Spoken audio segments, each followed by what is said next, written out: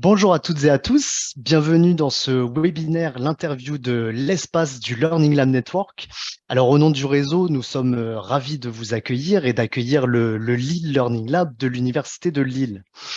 Donc le principe de ce webinaire est très simple, 45 minutes pour découvrir un espace membre du Learning Lab Network, environ 20 minutes d'interview, puis 15 minutes de questions-réponses selon vos envies, selon vos besoins, selon vos projets. Donc, je serai votre animateur et maître du temps. Et donc, pour commencer, je vais vous demander juste de couper vos micros pour éviter les interférences dans la première phase de l'interview. Bien entendu, vous pouvez poser vos questions dans le chat Zoom qui se trouve dans la barre d'outils en bas de votre écran. Et pendant le temps des questions-réponses après l'interview, vous pourrez également interagir en direct sans problème en prenant la parole. Alors pour commencer, juste une rapide question pour vous, participants et participantes, qui connaît déjà le Learning Lab Network? Alors j'avais préparé un sondage Zoom, mais apparemment il ne marche pas. Donc ce que je vais vous proposer pour voir si tout le monde connaît le chat, est-ce que vous pouvez en 30 secondes mettre dans le chat oui ou non si vous connaissez déjà le Learning Lab Network? Donc, je vois non, oui, non, non, je ne connais pas. OK. Il y a quelques non, quelques oui. Et en tout cas, tout le monde sait où est le chat Zoom. OK, super. Donc, en rapide introduction sur le Learning Lab Network, le Learning Lab Network, c'est un réseau pour le développement des espaces d'apprentissage innovants. Alors, je ne vais pas m'étaler sur toutes les actions qu'on peut mener. C'est un réseau qui comprend des universités, des organisations, entreprises, écoles, tout type d'organisations en France, mais aussi à l'international, dont les actions sont assez variées. On va proposer des webinaires comme celui-ci, l'organisation d'un colloque annuel, la production de ressources, de livres blancs, l'organisation de learning expéditions, etc., etc. Toutes ces actions pour finalement essayer d'engager une communauté de pratique autour de cette thématique passionnante que sont les espaces d'apprentissage. Alors, deuxième petite question dans le chat, n'hésitez pas à réagir. Est-ce que vous savez où et quand a lieu le prochain colloque annuel du Learning Lab Network?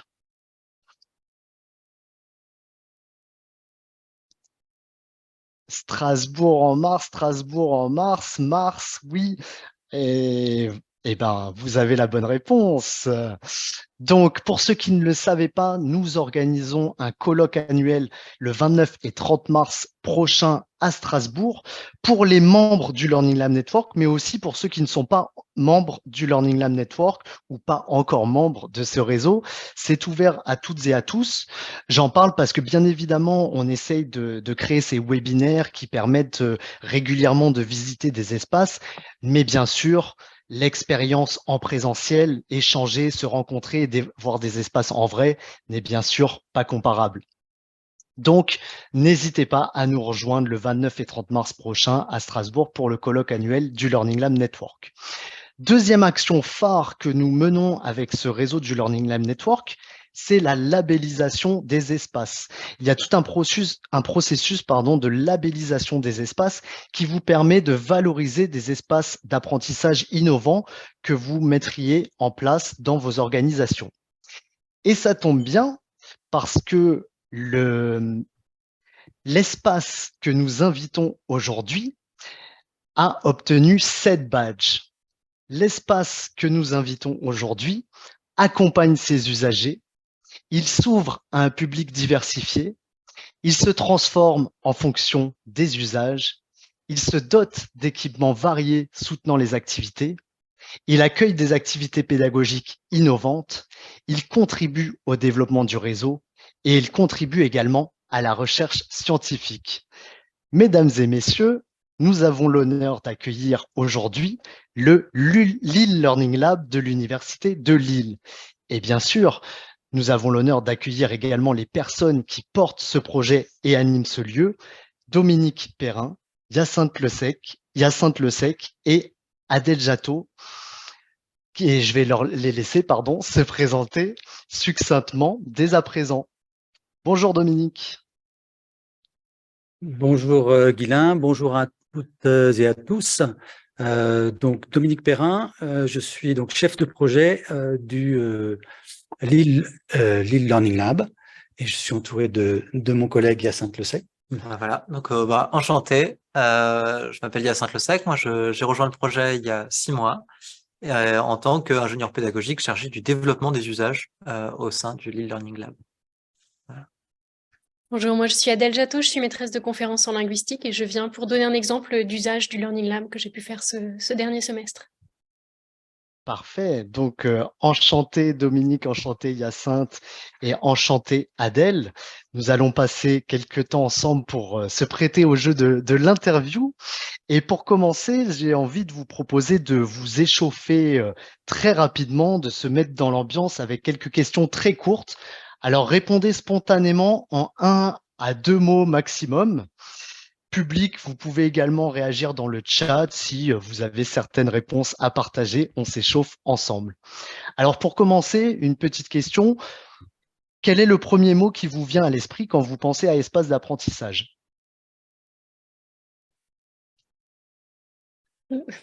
C'est très peu original, salle de classe. Salle de classe, merci. Moi, je pense à étudiants et enseignants. Étudiant, enseignant, ok. Moi, je pense apprentissage, enseignement. Excellent, excellent. J'enchaîne avec une deuxième réponse, une deuxième question, pardon, sur votre belle ville de Lille. Est-ce que vous pouvez nous citer un lieu qui vous inspire dans cette belle ville de Lille, bien sûr, au-delà du Learning Lab de Lille? La Grand Place. La Grand Place, ok. Moi, je pense à nos collègues de l'Iliade qui ont une très belle bibliothèque qui, s'aménage en fonction des usages et qui est très intéressante en termes d'espace innovant. Le Lydia Learning Center, merci. Et moi, je dirais au niveau architectural, au niveau lillois, la vie culturelle lilloise, avec peut-être un lieu un peu emblématique, c'est la gare Saint-Sauveur. Ok, la gare Saint-Sauveur. Ok, bah donc prenez vos billets de train pour Lille à la gare Saint-Sauveur et passez par le Lydia Learning Center et la Grand Place. Vous devriez être ravis. Allez, une petite dernière question, histoire de s'échauffer.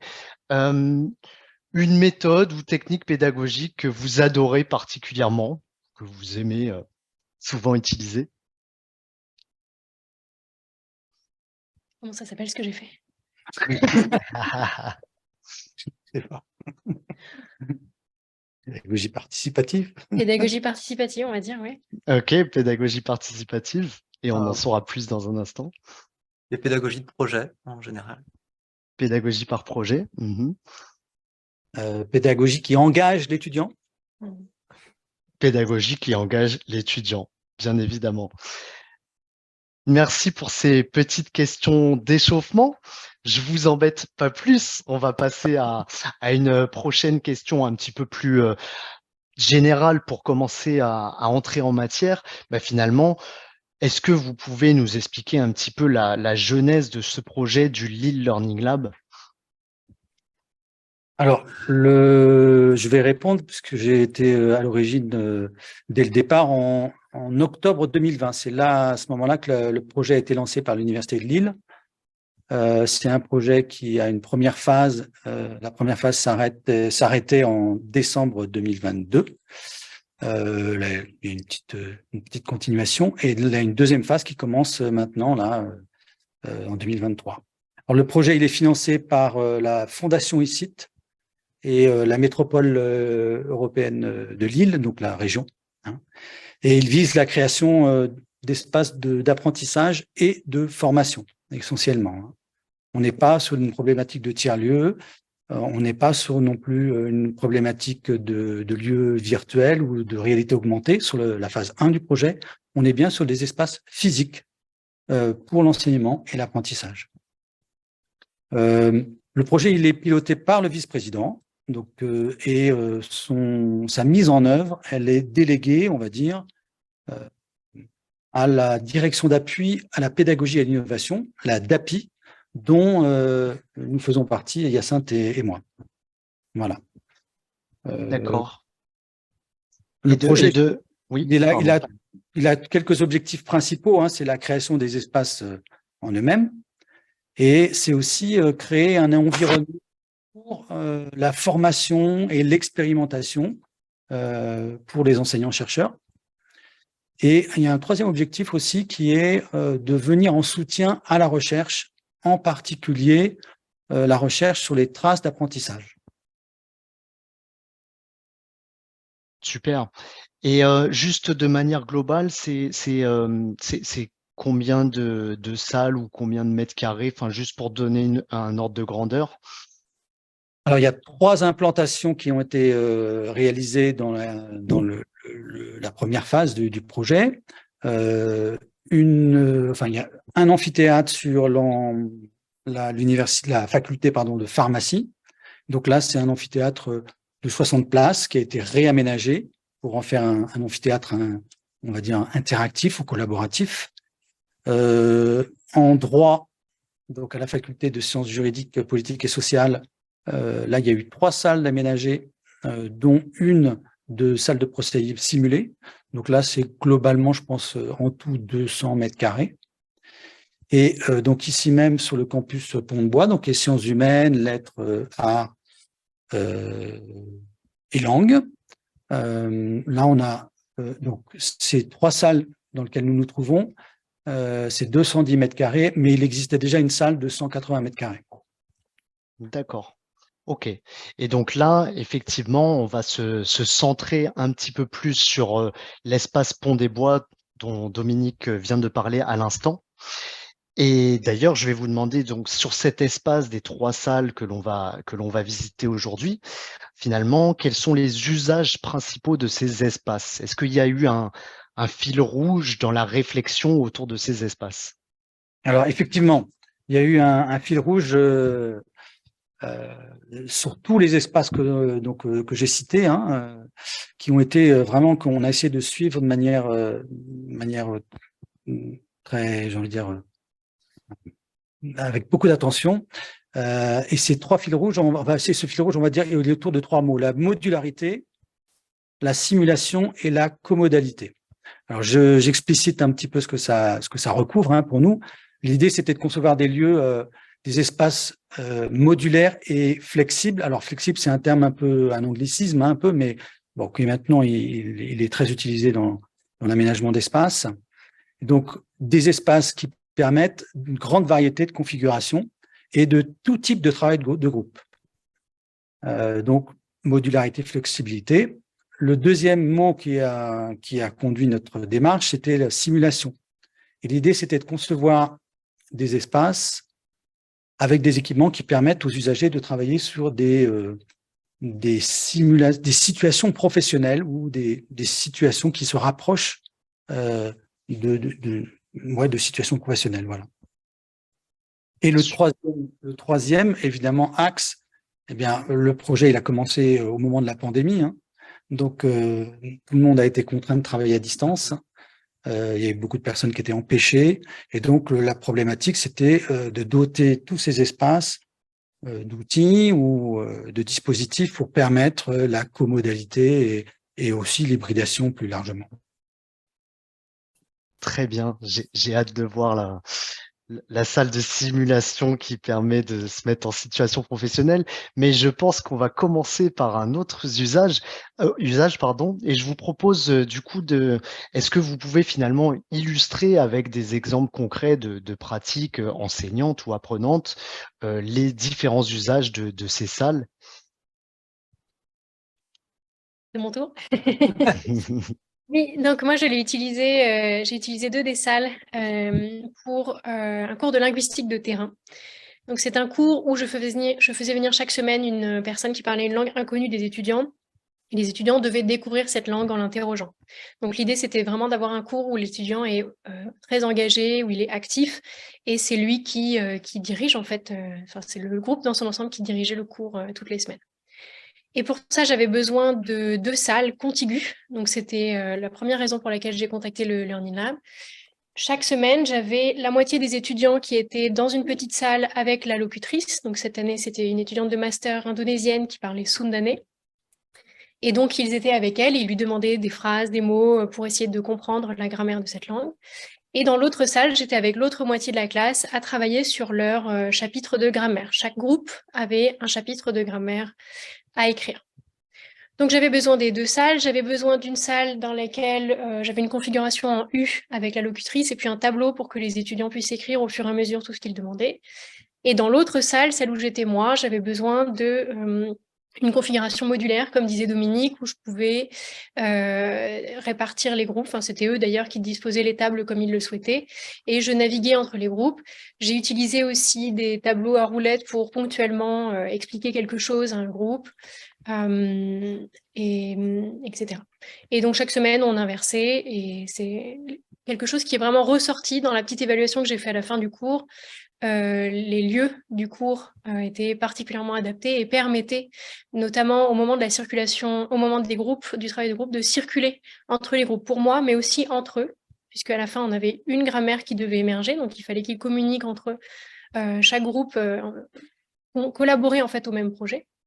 Et donc, dans ce type de salle, c'était beaucoup plus facile de j'ai une question, je vais aller voir ceux qui travaillent sur le groupe nominal. Au fait, on a trouvé quelque chose sur les registres. Voilà ce qu'on a vu quand on a parlé avec la locutrice. Donc voilà, ça permettait vraiment une circulation des idées des étudiants et puis de moi-même entre chaque groupe. Super intéressant. Et effectivement, on pense souvent à la création, l'aménagement d'une salle seule, mais penser tout de suite à plusieurs salles contiguës et comment on peut utiliser les salles, c'est super intéressant. Est-ce qu'il y a un autre usage que vous voudriez mettre en avant ou une autre pratique Oui, concrète? deuxième usage, alors peut-être que je peux montrer une photo pour illustrer, si je peux partager mon écran. Oui. Où est-ce que c'est? C'est là.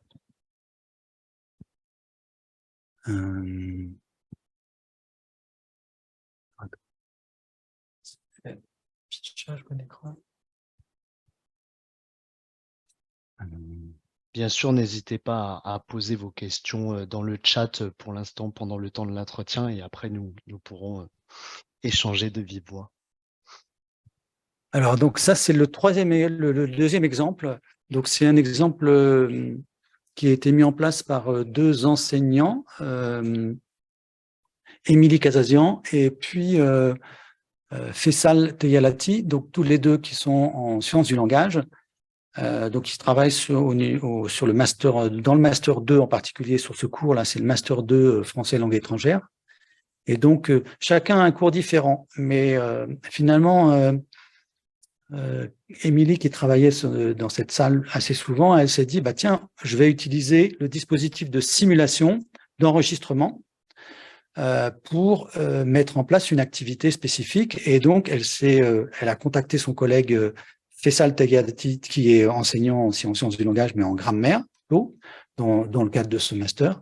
Et donc, ils ont demandé, tous les deux, ils ont donné les consignes aux étudiants, et chaque groupe devait produire un petit module de grammaire, et le présenter au reste de la classe. Donc, le reste de la classe faisant à ce moment-là les étudiants étrangers, enfin jouant le rôle de. Et donc, chaque groupe a présenté son module. Les deux enseignants, ils sont présents, on les voit de dos là.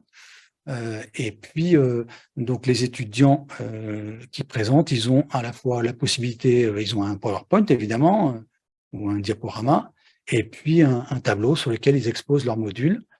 Il y a eu comme ça 3 ou 4 groupes qui sont passés. Chaque prestation, on va dire entre guillemets, a été enregistrée via un système qui est intégré dans la salle.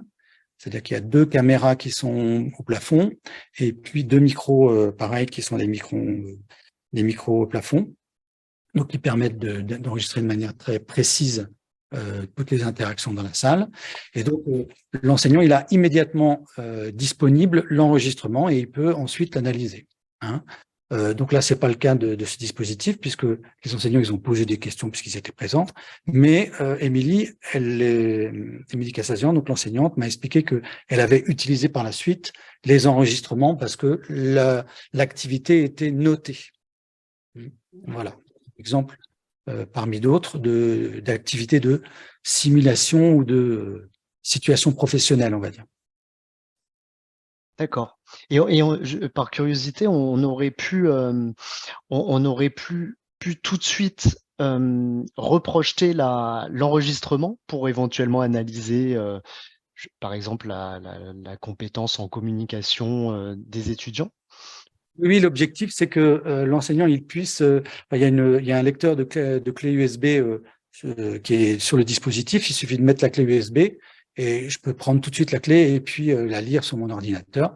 Et j'ai immédiatement, en fait, la possibilité de travailler sur une analyse de la production. Super intéressant. Ouais. Merci pour cette deuxième pratique. Passons tout de suite à une troisième pratique et peut-être une autre salle. Alors, moi, je vais vous emmener en visite dans la salle d'à côté. Je reviendrai par celle-ci, puis on verra la troisième ensuite. Donc, si tu peux, Guilain, si tu peux épingler la 633. Voilà la deuxième salle, la 633. Et rebonjour Hyacinthe. Alors ton micro est coupé si tu parles de cette salle. Attends, il est coupé le micro, Hyacinthe. Non, c'est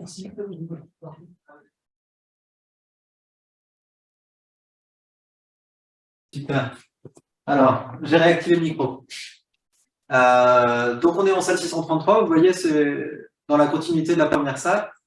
Donc, c'est deux salles qui peuvent être réservées ensemble pour mener des activités pédagogiques séparées, en espaces séparés. Mais sinon, c'est une salle qui, de manière autonome, est très pratique pour faire de la comodalité ou de l'enseignement à distance, dans la mesure où on a un dispositif de captation et un dispositif de diffusion qui est particulièrement adéquat pour ces choses-là. Donc, merci Dominique. Dominique lance le dispositif. Donc, on a 3 écrans ici sur lesquels vont pouvoir se répartir les visages des participants. Nous, on a testé cette instrumentation technique avec 2 dispositifs. Un dispositif qui s'appelle Barco We Connect, qui permet de voir les choses un petit peu différemment qu'avec Zoom. Et puis, on a le dispositif Zoom qui est classique, qui est très utilisé par les enseignants et très maîtrisé par eux suite à la pandémie. Donc, c'est celui qui est majoritairement utilisé. Voilà.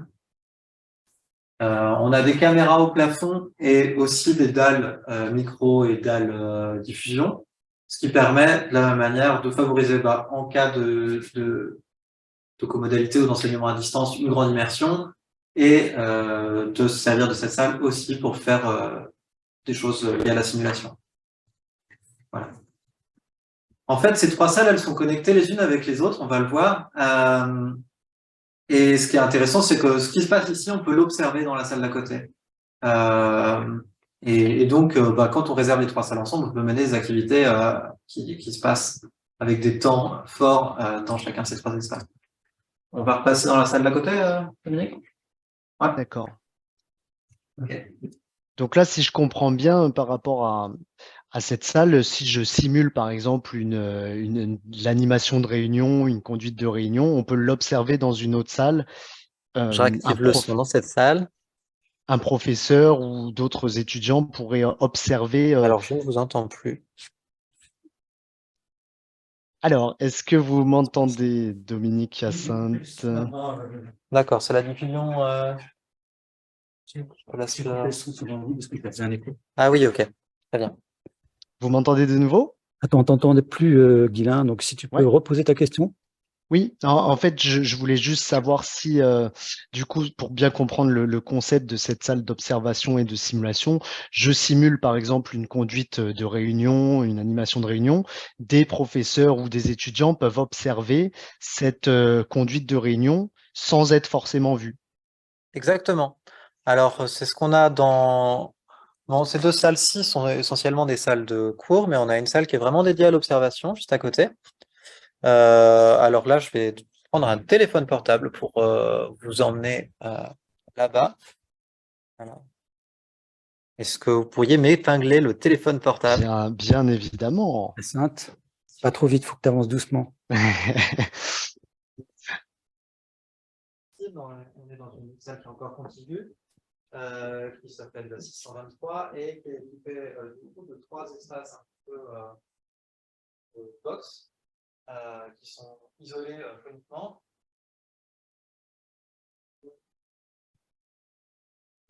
Alors, on ne t'entend pas très bien, Hyacinthe, parce que je pense que ton téléphone n'est pas encore connecté au son. Mais par contre, on peut voir les trois box de travail avec à chaque fois un bureau, un écran, un plafond aussi.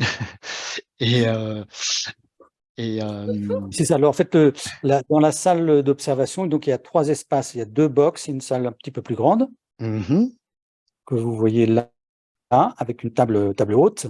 Et donc, depuis cette table haute et depuis les 2 box, on peut lancer une observation de ce qui se passe dans les 2 salles qu'on a vues. Cette grande salle dans laquelle on revient, et puis la petite salle qu'on a vue, la 633.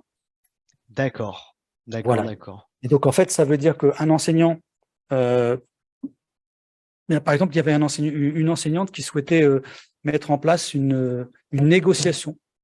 C'est une activité qu'elle avait avec ses étudiants en sciences de l'éducation, en master. Et en fait, elle était gênée parce qu'à chaque fois qu'elle faisait ça dans une autre salle, elle était obligée d'être présente. Et ça la gênait. Et donc, l'idée, elle l'a pas encore fait, mais quand elle a vu que c'était possible, elle a dit « Ah, mais je veux absolument réserver cette salle ». Donc, l'idée, c'est qu'elle va se mettre dans la salle d'observation.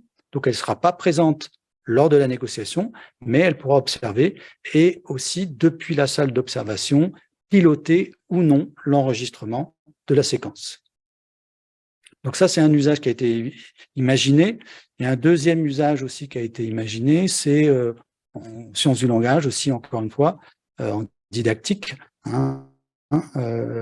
d'organiser des cours de langue dans cette salle de cours dans laquelle on se retrouve et que l'enseignante qui est didacticienne soit à côté et pilote les enregistrements de manière à préparer un cours, en fait, pour son master. Voilà. Donc, ça veut dire que dans le cas d'un enregistrement, il y a aussi toute la problématique des autorisations, autorisation de l'enseignant qui donne cours, l'autorisation des étudiants aussi à être filmés et à être après inclus dans des séquences de didactique. D'accord. Donc, on voit bien que les espaces ont été réfléchis en fonction des usages, donc de 4 usages principaux, le travail en groupe, la comodalité, la simulation et l'observation. Vous venez d'implémenter les espaces, les enseignants sont déjà en train d'expérimenter, les étudiants et les enseignants, et vous avez obtenu également 7 badges du Learning Lab Network. Pourquoi du coup être rentré dans cette démarche de valorisation des espaces?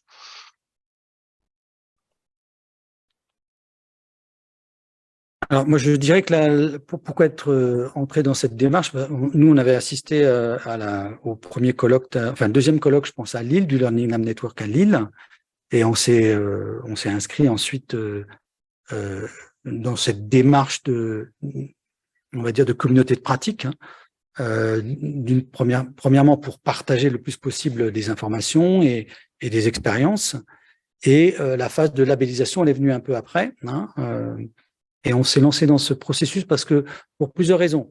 Parce qu'en fait, on était en train de travailler dans la mise en place des espaces, mais finalement, on n'avait pas tellement de recul par rapport à ce qu'on faisait, ou pas suffisamment.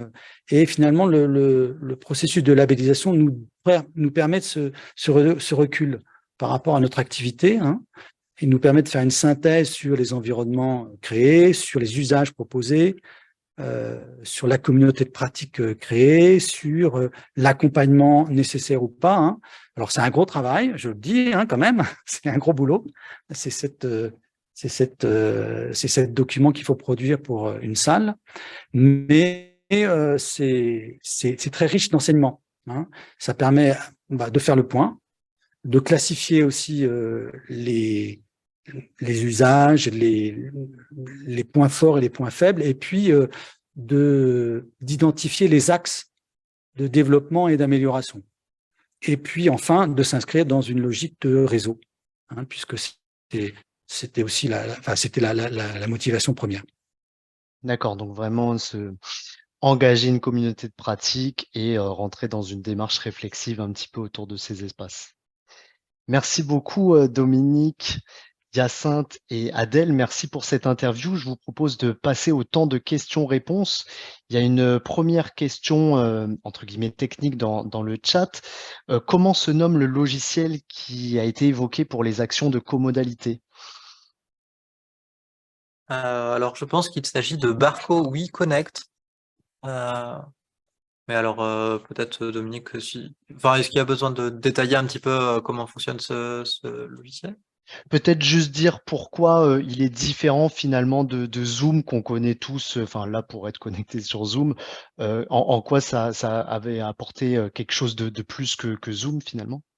Alors en fait, ce qui a initié en fait ce choix, c'est un partenariat qu'on a avec l'Université catholique de Louvain et le campus de l'université, enfin Courtrai, hein, qui sont équipés du même équipement, enfin du même dispositif de comodalité. Et l'idée, c'était de travailler aussi conjointement sur les traces d'apprentissage, parce qu'il y avait une collègue,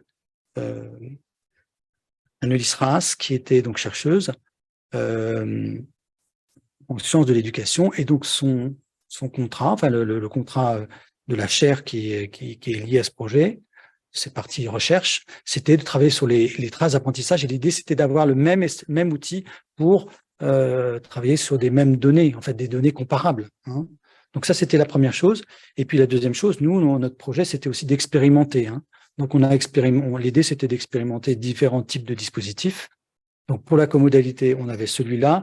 On a utilisé aussi, on a installé un autre dispositif de comodalité, c'est Zoom Room. Et donc ça c'est à l'université à la faculté de droit.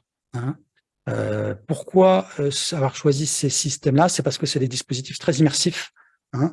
Au lieu d'avoir les étiquettes, les trombines des gens distants sur un tout petit espace, et ben on l'a sur des grands écrans. Hein. Donc on a 3 grands écrans avec pour chaque écran 6 visages. Et donc pour l'enseignant, ça donne une plus grande immersion. Hein. Voilà, donc c'est pour ça qu'on a choisi ces deux systèmes, Zoom Room et WeConnect de la société Barco. Et sinon, une caractéristique de ce système, c'est aussi de proposer une interface de monitoring un petit peu différente de ce qui est projeté pour les gens qui regardent la réunion, qui participent à la réunion. C'est-à-dire qu'on peut assez finement paramétrer les activités qu'on donne à voir ou qu'on lance, voilà, ou les contenus qu'on diffuse. Parfait. Je vois que les questions défilent dans le chat. Alors, peut-on trouver les critères d'attribution des badges, demande Philippe. Oui, vous avez, on va vous envoyer par mail derrière le webinaire des liens sur le Learning Lab Network, et tout est défini et accessible sur le site internet, donc on vous enverra le lien. Une question de Tiffany également. Comment communiquez-vous au sein de votre université sur les usages de ces 3 salles? Et pour valoriser également ce qui est fait, donc par exemple les pratiques que vous venez d'exposer, et pour informer sur le potentiel auprès des autres enseignants. Eh bien, cette question tombe à pic puisqu'on organise des journées portes ouvertes cette semaine. Donc typiquement, ça c'est le type d'action qu'on peut mettre en place, c'est-à-dire organiser des visites, organiser aussi des ateliers de prise en main sur des questions spécifiques liées notamment à la comodalité. Alors, à la caméra, D'accord. Donc le poster de la journée porte ouverte. on a du coup des petits ateliers pour présenter comment fonctionne la comodalité, qu'est-ce qu'on peut faire avec de la simulation, donner des exemples. Parce que souvent, c'est quand on arrive ici et qu'on voit ces dispositifs, on se demande un petit peu qu'est-ce qu'on peut en faire, comment ça fonctionne. Et donc, on prend un temps un peu long pour présenter ça en amont, dans le cadre de ces visites. Et puis ensuite, quand des enseignants viennent vers nous pour réserver les salles, on leur propose systématiquement des ateliers des temps de prise en main, euh, pour bien expliquer comment fonctionnent notamment les automates de commande. Il y a des automates de contrôle pour définir un petit peu les activités qu'on diffuse ou les visioconférences ou paramétrer la simulation, les caméras, l'utilisation de tout ça. D'accord, donc des journées portes ouvertes et des actions d'accompagnement de type atelier, notamment sur aussi les aspects techniques qui peuvent être demander une petite formation pour les utiliser. Exactement. Et puis sinon, on a un site internet sur lequel on a pas mal de ressources, notamment un Geniali avec des tutoriels, des visites guidées des espaces en 3D. Donc, c'est-à-dire qu'on on a photographié à 360 degrés les espaces pour donner un peu la possibilité aux enseignants de s'y projeter avant de venir en classe. D'accord. Donc effectivement, ouais, un site internet très documenté et très très riche que vous pourrez aller visiter. Et pareil, on vous donnera le lien après le webinaire. Alors, juste pour redonner un ordre de grandeur sur le Learning Lab, combien d'utilisateurs, enseignants et étudiants par an? Est-ce que vous avez un ordre de grandeur? Alors là, Et quels sont peut-être les profils aussi des enseignants qui utilisent ces espaces aujourd'hui, notamment les disciplines?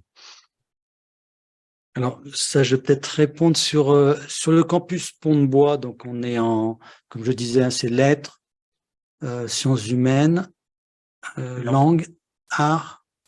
Oui.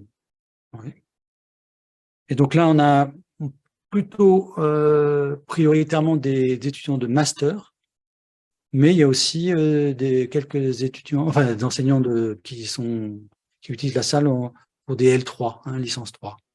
Ok. Et puis quelles sont les disciplines les plus représentées? Donc là, on a fait un petit bilan sur le semestre passé, là, le semestre 1. On était à combien d'usagers? Je ne sais plus. je peux aller vérifier et vous donner l'information en 3 minutes. Et Voilà. d'accord. Mais sachez qu'on était dans une utilisation sur un créneau si on prend 8 heures, 20 heures, on était à 50% d'usage, ce qui est pas mal. D'accord. On était plutôt satisfait parce que les salles, elles sont quand même récentes. Et donc, avec une répartition dans les différentes composantes, plutôt pour l'instant langue, sciences du langage, notre collègue Adèle, ou Émilie, dont je parlais tout à l'heure, tout ce qui est sciences de l'information et de la communication aussi. Mmh. Et là, on a pas mal de collègues qui sont en psychologie, qui sont intéressés d'utiliser les espaces, en particulier pour la conduite d'entretien, des choses comme ça. Vas-y, je te laisse. Oui, en fait, les usages principaux, donc c'est l'enseignement, mais aussi de manière plus marginale, on a des activités liées à la formation des enseignants, les ateliers qu'on organise au sein de l'ADAPI, qui sont à destination des enseignants, donc qui sont des formations, des ateliers liés à la pédagogie ou aux technologies de l'enseignement. Mmh. Et puis le DU de pédagogie universitaire qui est mis en place à l'Université de Lille. Voilà. D'accord. Et globalement, donc on est à 1000 heures, c'est ça, ouais? 1008 heures Ouais, d'utilisation. 1000 heures pour le semestre. Alors, ces 2 salles qu'on vient de voir, et plus une autre salle, donc 3 salles. D'accord. Merci pour cet ordre de grandeur. Merci également à mes acolytes Sandra, Cécile, Thierry qui donnent les liens dans le chat à la fois sur le Learning Lab Network, à la fois sur le Lille Learning Lab. Alors, une question plutôt sur le processus de conception de ces espaces de Monsieur Goulois. Êtes-vous passé par le co-design, la conception participative ou par une autre méthode et qui était impliqué finalement dans cette conception des espaces? Si vous voulez, je vais répondre puisque j'étais là au début du projet. Donc, pour les espaces dans lesquels nous nous trouvons, là, on avait en fait mis en place un groupe de travail avec des enseignants et aussi quelques personnels BIATS, conseillers pédagogiques et ingénieurs pédagogiques. Et donc, on avait réussi à réunir 40 personnes, ce qui est pas mal. Hein, moi, j'étais quand même assez étonné. Et on les a réunis, combien il y a eu de réunions? Trois réunions, deux réunions, avec 2 groupes, donc ça faisait 4 en tout. Et puis, donc, on a réussi donc on avait travaillé par petits groupes et on avait fait remonter les besoins. Et c'est à partir de ces besoins qu'on a conçu, qu'on a identifié les fils rouges dont on parlait tout à l'heure. Hein. Ça a été sur le campus Pont-de-Bois. En santé pharmacie, donc là, il y avait une équipe qui s'appelle l'équipe du Givre, qui est un groupe d'enseignants-chercheurs et qui est très impliqué dans la formation. Et donc, en fait, c'est eux qui ont identifié les besoins et on a travaillé avec ce groupe-là pour mettre en place l'amphithéâtre collaboratif. Sur droit, là, on a travaillé, ça a été plus difficile de réunir une communauté, enfin un groupe d'enseignants. Donc, on a travaillé essentiellement avec le référent innovation pédagogique qui relayait auprès de la faculté et de ses collègues via des instances qui relayaient donc les propositions, leur validation. D'accord. Et donc, c'est intéressant d'avoir cette diversité de méthodes de design ou de co-design. Et d'ailleurs, Branca, je pense, vous dit bravo à ce propos d'avoir embarqué autant d'enseignants dans les phases de conception. Et elle vous demande également, est-ce que les données vidéo sont utilisées dans le cadre de projets de recherche? Et je pense que ça sera notre dernière question. Alors, pour l'instant, j'ai envie de dire, enfin, ça dépendra, parce que là, pour l'instant, on n'a pas identifié, il n'y a pas eu d'enseignant qui a identifié, enfin, sauf l'enseignante dont je parlais tout à l'heure, qui a identifié un projet de recherche sur lequel impliquer le Learning Lab. Il y a 2 pistes, hein, il y en a une en sciences du langage et une en psycho, mais il faut savoir que quand un enseignant engage comme ça un projet de recherche, il est obligé de passer par un certain nombre d'étapes, hein, et en particulier, je regarde ma collègue Adèle Jattot, mais je pense qu'il est obligé de passer par le DPO, hein, de l'université pour tout ce qui est la question des droits, parce que tous les documents qui seront utilisés dans le cadre de la recherche doivent être anonymisés. Hein, et donc là, il y a un gros travail à faire pour identifier comment anonymiser, pourquoi, de quelle manière. Hein. Et donc là, nous, on redirige donc les enseignants qui viennent nous voir pour ces questions-là, on les redirige vers le délégué à la protection des données, hein, pour que les enseignants soient bien au fait des démarches essentielles pour la collecte des données, surtout vidéo, mais pas seulement d'ailleurs, hein. Ça peut être aussi écrite et puis audio. D'accord. Donc, effectivement, tous les outils sont là finalement, entre guillemets, pour capter les données, mais bien sûr, il faut passer par ce processus de protection des données afin de lancer ces projets de recherche. Eh bien, merci beaucoup Dominique, merci beaucoup Hyacinthe, merci beaucoup Adèle. Il est déjà 13h15. Alors, peut-être ceux qui veulent rester un tout petit peu, qui ont encore une question ou deux, on peut rester, mais je vais conclure à l'heure pour tous ceux qui doivent y aller ou qui ont peut-être un petit peu faim. Merci à toutes et à tous. Je vais finir avec une dernière slide. Que dis-je, une petite carte postale de Strasbourg. On vous donne bien sûr rendez-vous pour le colloque à Strasbourg le 29 et 30 mars, le colloque du Learning Lab Network. N'hésitez pas à nous rejoindre pour échanger en vrai et avoir un peu plus de temps pour échanger sur toutes ces pratiques et ces espaces passionnants. Merci à toutes et à tous et à bientôt.